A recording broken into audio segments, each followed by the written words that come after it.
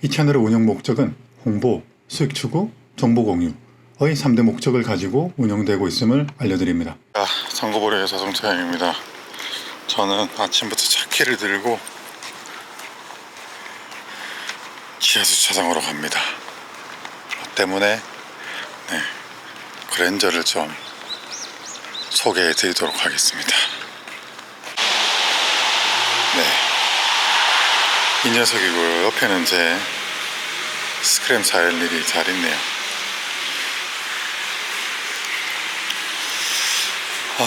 휴가 갔다 와서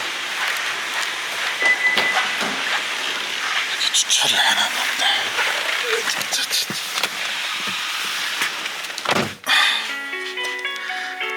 어제 배터리가 나가가지고 출장 배터리 불러서 갈았습니다.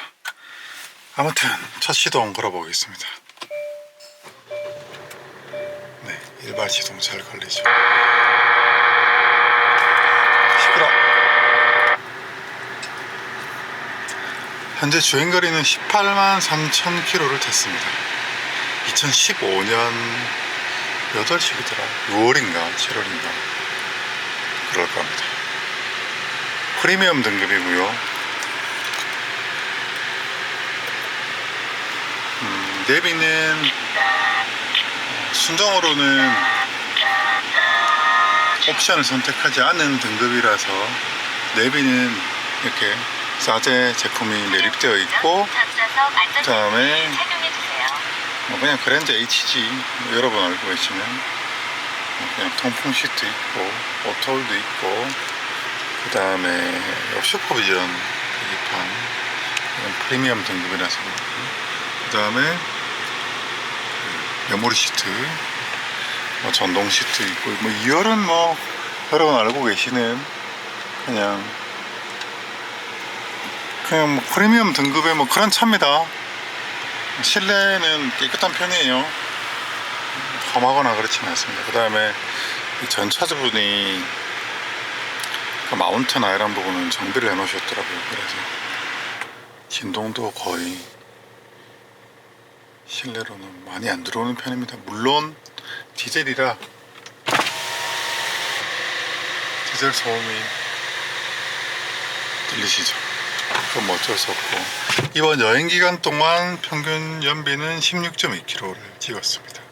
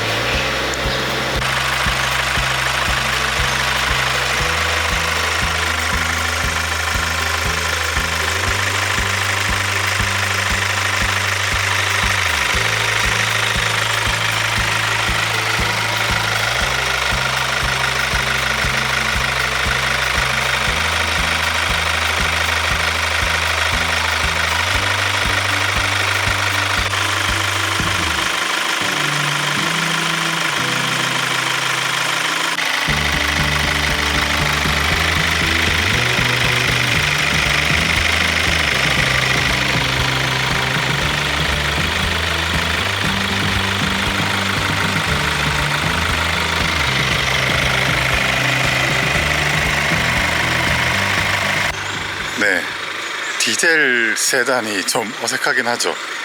일단 시동을 좀 끄고 말씀을 이어가도록 하겠습니다. 네, 제 차는 이런 모습을 하고 있습니다. 일단 할 말이 좀 많은데 뭐부터 이야기를 풀어볼까요? 차 좀 밖으로 가서 말씀을 드리겠습니다. 시동 끄고.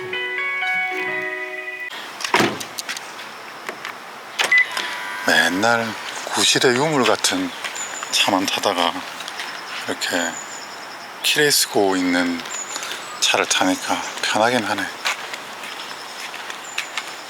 여기 앉아가지고 말씀을 해보겠습니다.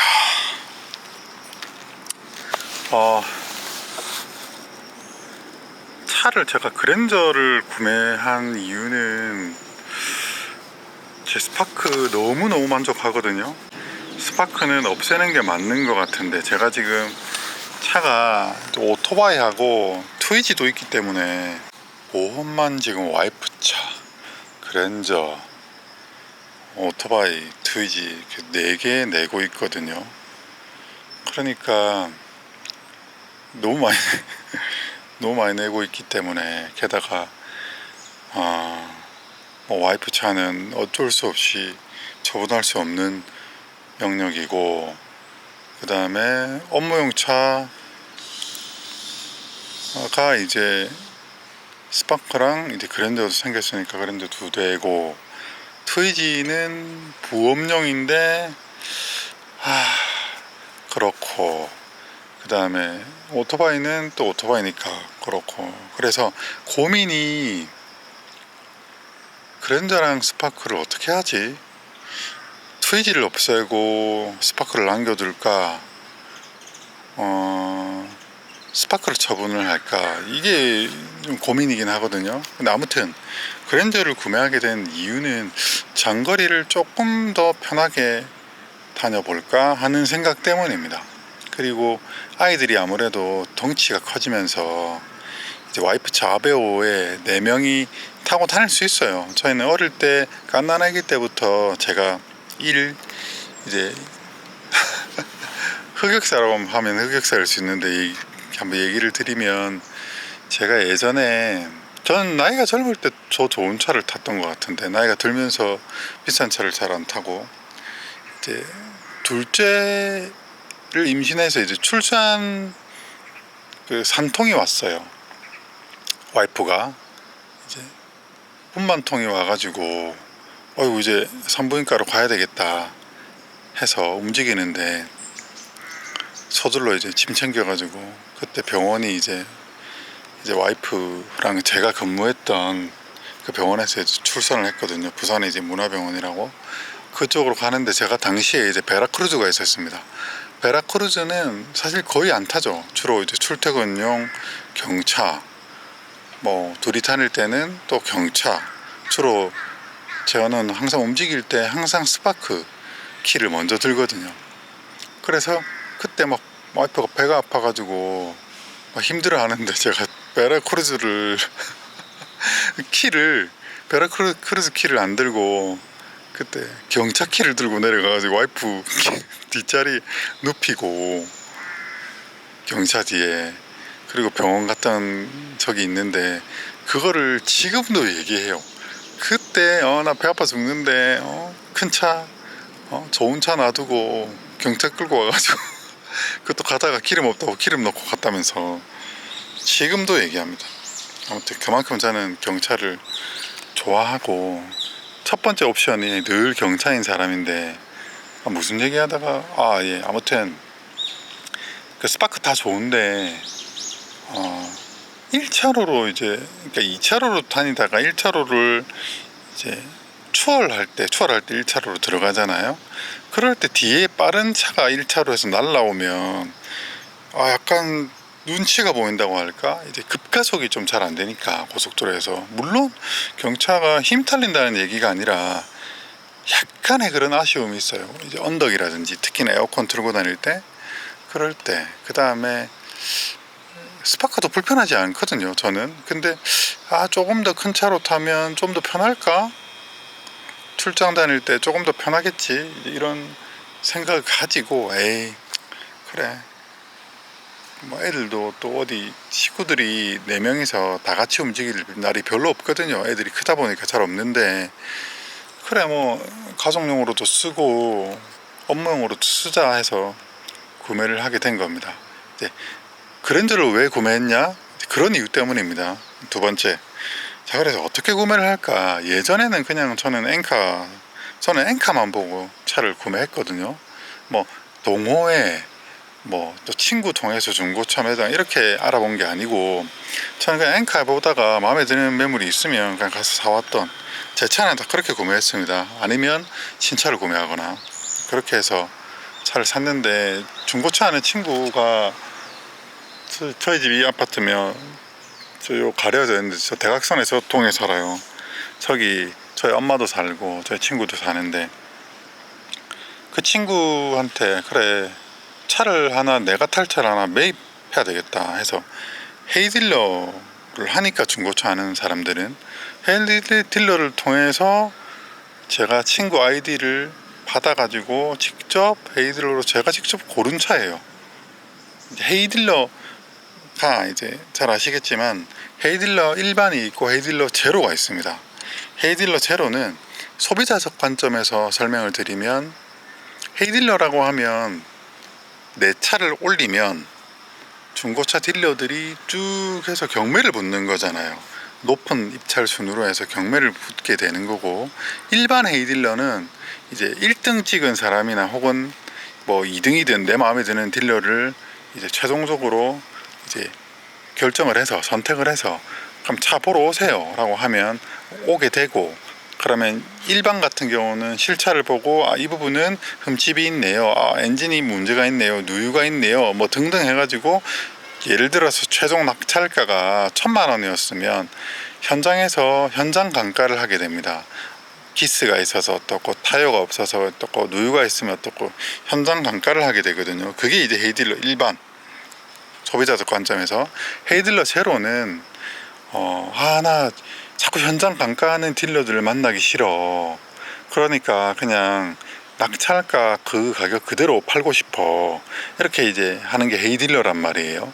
그러면 헤이딜러를 제로를 신청하면 헤이딜러에 소속된 평가사가 와요.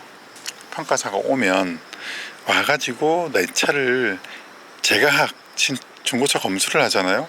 그렇듯이 와서 검수를 하고, 검수의 내용을, 리포트를 딜러들한테 올려요. 홈페이지에 그랜저 디젤 1, 2, 3, 4번 차량이 있고, 이 차는 무슨 문제가 있고 무슨 문제가 있고 무슨 문제가 있고 무슨 문제가 있다, 이렇게 올린단 말이에요. 그러면 딜러들이 그걸 보고 이 차는 무슨 문제가 있구나 라고 감안을 해서 입찰을 해요.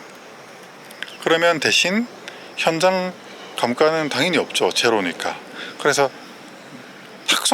무조건 탁송을 받아서 딜러들이 받게 되어 있습니다. 그래서 저도 역시 친구를 통해서 뭐 이 정도면 괜찮겠네 라고 입찰을 했고, 이제 마침 일부러 이제 멀지 않은 부산 사상에 있는 그 가까운 매물을 제가 검색해서 고른 거거든요. 그래서 탁송을 받아가지고 왔는데, 이거 웬걸 에어컨이 안 되는 거예요. 그 다음에 웨벨트에서 소리도 엄청 나는 거예요. 참, 아니 헤이딜러 수수료를 딜러들이 30만 원을 넘게 준단 말이에요.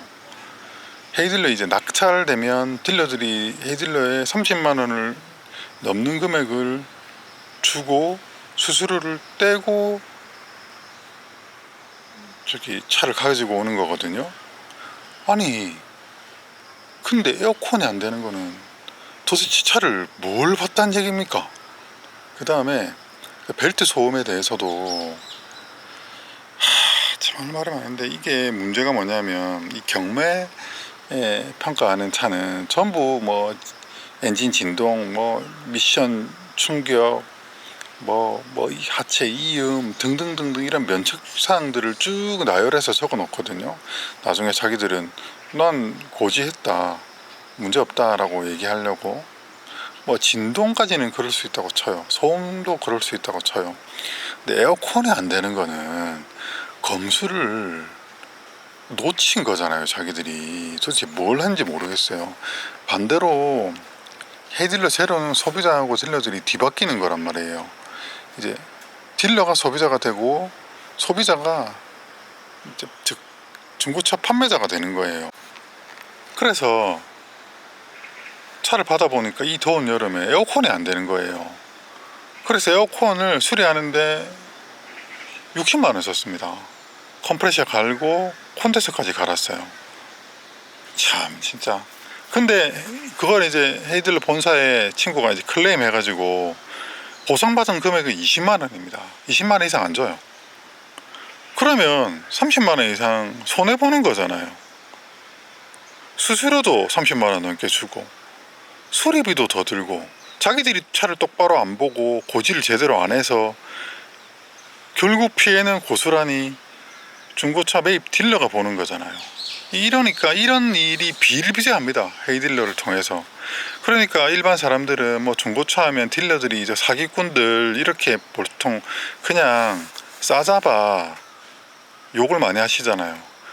참 잘 아시겠지만 요즘 플랫폼 기업들이 대세잖아요. 배달의 민족, 쿠팡 장사하시는 분들은 잘 아실 거예요. 요즘에 현대사회에서 이른바 빨대 꽂는 그 기업들이 있죠. 플랫폼 기업들이죠. 소비자하고 공급자하고 소비자 양측에서 이제 빨대 꽂는 기업들. 저는 헤이딜러도 마찬가지라고 생각합니다. 물론 헤이딜러는 소비자들 즉 차를 제공하는 일반 그 판매자들한테 수수료를 받는 건 아니지만 아무튼 굉장히 문제가 많아요. 할 말이 진짜 많은데 아무튼 일례로 이렇다는 겁니다. 단편적으로 설명을 하면. 그래서 그 외에도 할 말 진짜 많아요.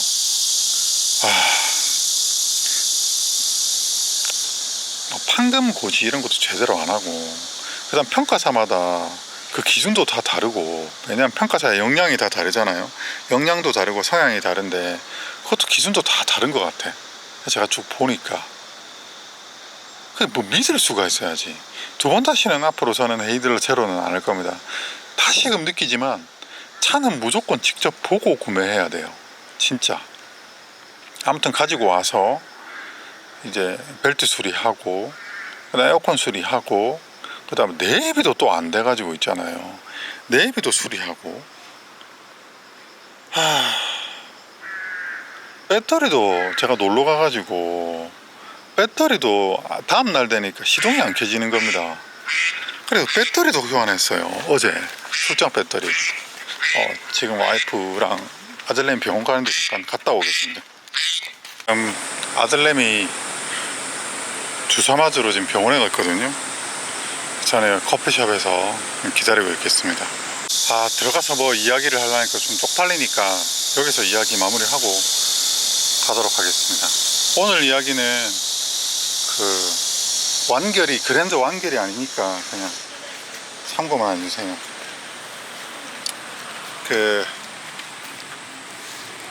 아무튼 헤이딜러 굉장히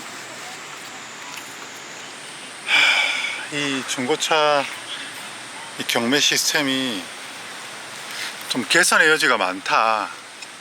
그건 뭐 중고차 관련되어 있는 분들은 너무나 잘 아실 거라고 생각합니다. 그런 부분이 있고요. 그냥 도대체 뭘 보고 평가했나 하는 겁니다. 뭘 보고. 딜러들 빨대 중고차 중고차업이 사회적으로 굉장히 평가 절하되어 있는 부분이 있잖아요. 그래서 그런지 중고차 딜러, 중고차 업자 혹은 중고차 딜러들 편은 아무도 없는 것 같아요. 저는 자신있게 말씀드릴 수 있어요. 헤이딜러 굉장히 문제가 많고 중고차 업자분들 엄청 피해보고 있는 완전 을의 입장입니다. 그리고 중고차 헤이딜러 통해서 매입해서 팔면 진짜 얼마 안 남을 것 같아요. 제가 지금 수리비 쓴 것만 해도 지금 얼마를 쓴 겁니까? 아무튼 그리고 하나가 더 남았어요. 3, 4단에서 변속 충격이 있거든요. 근데 이거는 그랜저 HG, 특히나 넓게 보면 현대전륜 6단 미션의 종특 혹은 이슈 부분이기도 하거든요. 근데 2.2 디젤에 적용된 6단 미션이 특히나 그 내구 이슈가 좀 더 있는 것 같습니다. 예를 들어서 그 내부에 이제 그 유압 리테이너 볼트 플레임이라든지 그 다음에 솔레노이드라든지 이런 이슈가 있는데 그 부분은 중고차 보증보험을 접수를 해놔서 그 다음 주에 제가 미션집에 가서 해결을 할 생각입니다. 해결이 안 되면 제 사비를 들여서라도 저 부분은 고칠 생각입니다. 아우 짜증나더라고요. 그리고 왜 그랜저냐, 일단은 이동수단, 제가 저 차에 뭐 어떤 대단한 감상이나 어떤 주행감 정도를 바라는 게 아니라서 기대치가 높지 않아요. 그냥 속편하게 탈 수 있는 차를 고른 겁니다. 그래서 가장 많이 팔린 차 중에 하나인 그랜저 HG를 골랐고, 그 중에서 디젤은 저의 라이프 스타일에 잘 맞기 때문에 디젤을 골랐습니다. 그리고 예를 들어서 뭐 재생 미션도 현금 기준으로 80에서 90만 원대면 재생 미션 교환하거든요. 얼마나 부담이 적습니까? 다른 차에 비해서. 그런 차가 이제 현대차죠. 그런 장점을 보고 골랐고, 제가 강원도 여행 갔다 오면서 느낀 장점은 방음이 아주 잘 되어 있어요. 그런데 HG 기준에서 가장 방음 MVH의 신경 쓴 차인 것 같아요. 다른 트림에 비해서. 아무튼 방음이 굉장히 잘 되어 있어서 정차 상태가 아니라면 사실상 디젤의 불편함이 거의 없습니다. 그 다음에 제가 산 저 차에 한해서 직진성이 괜찮아요. 그 다음에 하체 컨디션이 좋고, 뭐 그런 부분, 엔진 건강합니다. 그 다음에 제 차가 외판 소리는 있어요. 좌측으로는 전부 도장이 있고 우측으로는 우측 뒤 휀다가 또 소리가 있습니다. 근데 교환은 없습니다. 교환은 없는 차를 샀고, 외판은 그랜저 외판 소리 없는 차 고르기 너무 힘들기 때문에 뭐 어쩔 수 없었고, 또 제가 은색을 좋아하거든요. 그래서 은색이라서 차를 고르게 되었어요. 그래서 뭐 어느 정도 다 하나부터 열까지를 다 제 욕심에 맞출 수는 없으니까요. 그리고 단점은 미션의 세팅이라고 해야 되나? 너무 구려요. 진짜 너무 구려요. 유럽 사람이 저 차를 운전해 보면 저랑 비슷한 생각을 할 겁니다. 너무 설정이 그냥 직진만 하는 설정이에요. 미션이 고갯길이나 코너길 들어가면 그냥 진짜 입에서 욕이 나오는 세팅. 악셀을 떼면 RPM이 확 그냥 떨어져 버리는 세팅이거든요. 혹은 악셀을 떼면 그 고단으로 시프트 업 되는 세팅인데 진짜 제가 제일 싫어하는 세팅이에요. 그냥 GM 차들이 세팅이 훨씬 좋아요. 아무튼 저하고 진짜 안 맞는 세팅인데 그거 뭐 어쩌겠습니까. 그 다음 자동 중립 기능이 있는데 저 차 디젤 같은 경우는 있거든요. 별로예요. 들어가는 자동 중립 빠지고 들어가는 느낌이 별로예요. 별로. 정말 안 좋아. 아무튼 미션은 진짜 지랄 맞다. 그 다음에 스포츠 주행 관련은 진짜 그런 뭐 스포츠 주행이라는 단어를 꺼내면 1도 안 되는, 정말 1%의 스포츠라고 하는 말이 어울리지 않는 차예요. 진짜. 그리고 디젤 엔진이 원래 튼튼하게 만들거든요. 앞머리가 너무 무거워요. 그래서 엄청 차가 뻣뻣해요. 코너길에서. 근데 그러려고 그런 걸 바라려고 산 차는 아니기 때문에, 아무튼 진짜 저 그랜저 타면서 스파크가 얼마나 좋은 차인지 새삼 다시 느끼고 있습니다. 아무튼 그래요.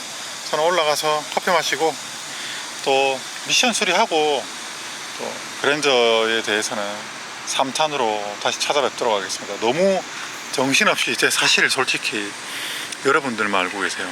제 세수도 안 하고 나와 있거든요. 네, 뭐 그런 거죠. 뭐. 다음 3탄에서 뵙겠습니다. 오늘 말씀이 너무 두서없어서 너무 죄송합니다. 주말 잘 보내십시오. 감사합니다.